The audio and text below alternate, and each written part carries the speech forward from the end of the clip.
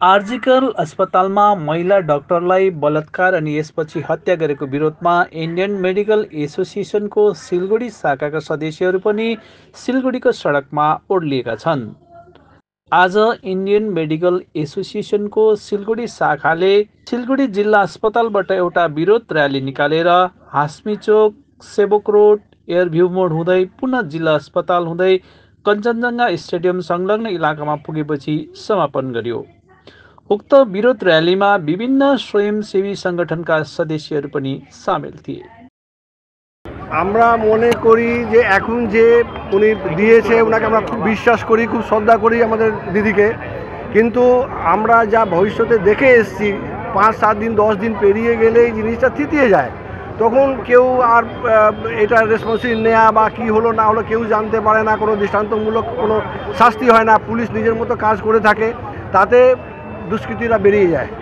আমরা তা চাইছি না। আমরা চাইছি যে যা আমাদের যতদিন না এটা সুরাহা হচ্ছে, যতদিন না ওরা ধরা পড়ছে, যতদিন না ওদের শাস্তি হচ্ছে, আমরা যে এই মুভমেন্ট চলবে। জুনিয়রদের মুভমেন্টের সাথে আইএমএ শিলিগুড়ি ব্রাঞ্চ আমরা এই মুভমেন্টটা চালিয়ে যাবে আর আমরা প্রতিবাদ করতেই থাকবো।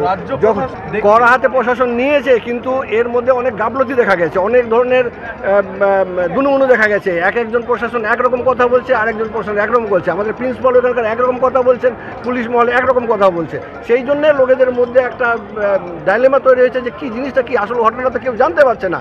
এই আসল ঘটনা জানতে ওর যার ভিকটিমের সাথে যা পোস্টমর্টম রিপোর্টও অনেক ধরনের বিভ্রান্তি ছিল, কিন্তু এখন জিনিসটা যখন ক্লিয়ার হয়ে যাচ্ছে, যখন জানা গেছে যে না এই ঘটনাটা দুর্ঘটনা নয়, এটা রীতিমতো মার্ডার করা হয়েছে, রেপ করা হয়েছে আর ব্রুটালভাবে ওকে অত্যাচার করা হয়েছে, তখন লোকেদের মধ্যে একটা আক্রোশ, এই আক্রোশটাকে আমরা বজায় রাখতে চাইছি। আর যতদিন না আমাদের শাস্তি হচ্ছে, ওরা ধরা পড়ছে, ততদিন এই আক্রোশটা আমরা বজায় রাখতে চাইছি। আমরা চাইছি যে কালপিটরা ধরা পড়ুক, আমাদের যারা হেলথ ওয়ার্কার আছে তাদের সিকিউরিটি করুক, গভর্নমেন্ট রিজার্ভ করুক।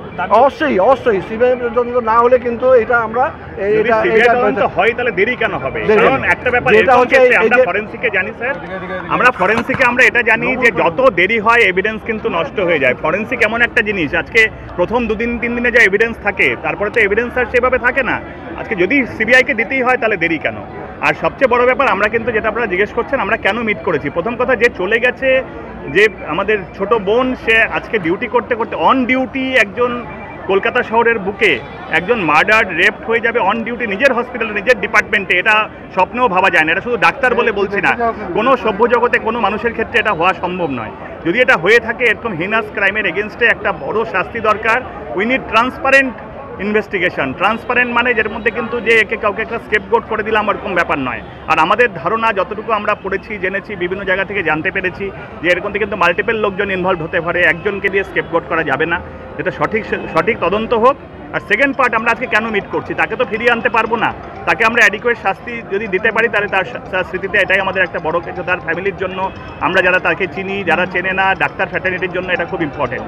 কিন্তু নারী সুরক্ষার দিক থেকেও কিন্তু এটা ইম্পর্টেন্ট। আমরা এটা করতে চাইছি যেন ভবিষ্যতে একজনও, মানে পুরো পশ্চিমবঙ্গে, ভারতবর্ষে একজনও যেন কোনোরকমভাবে রেপ না হয়, যেন তাকে খুন হতে না হয় জাস্ট সে মহিলা বলে। আজকে একজন মহিলা তার ওয়ার্ক প্লেসে সেফটি না থাকলে আর সে কোথায় থাকবে? রাত 11টার পর মহিলারা বাড়িতে থেকে বেরোবে না, তারা তো আফগানিস্তানের মতো নিয়ম করতে হবে, রাত 8টার পর বেরোনো যাবে না। এরকম তো ব্যাপারে আমাদের দেশে হতে পারে না। কাজেই আমাদের সেফটি সিকিউরিটি যেন আরও বিপড আপ হয়, প্রতিটা হসপিটাল, মেডিকেল কলেজ, তাতে যেন তাদের সিকিউরিটি ক্যামেরা থেকে শুরু করে তাদের জন্য অ্যাডিকুয়েট থাকার জায়গা। শুনুন, ম্যাক্সিমাম হসপিটালে যারা ডিউটি করেন রাতে, তাদের একটা থাকার, শোয়ার বা রেস্ট নেওয়ার বা মুখ ধোয়ার একটা আলাদা বাথরুম পর্যন্ত নেই, ছেলে মেয়েদের আলাদা ভুলেই যান। সেইগুলো যেন আমরা নতুন করে যেন গভর্নমেন্ট এটা মাথায় রাখে, যেন তাদের সেই ফ্যাসিলিটিসগুলো, বেসিক ফ্যাসিলিটিসগুলো দেয় একটা নাইট ডিউটি করার। আর আপনারা জানবেন, নাইট ডিউটির লোকে ভাবে যে 12 ঘন্টার duty, maximum post graduate training আমরাও করে এসেছি, 36 ঘন্টা থেকে 48 ঘন্টাকে আমরা নাইট ডিউটি বলি, অনেক সময় ডবল অ্যাডমিশন ডে পড়ে।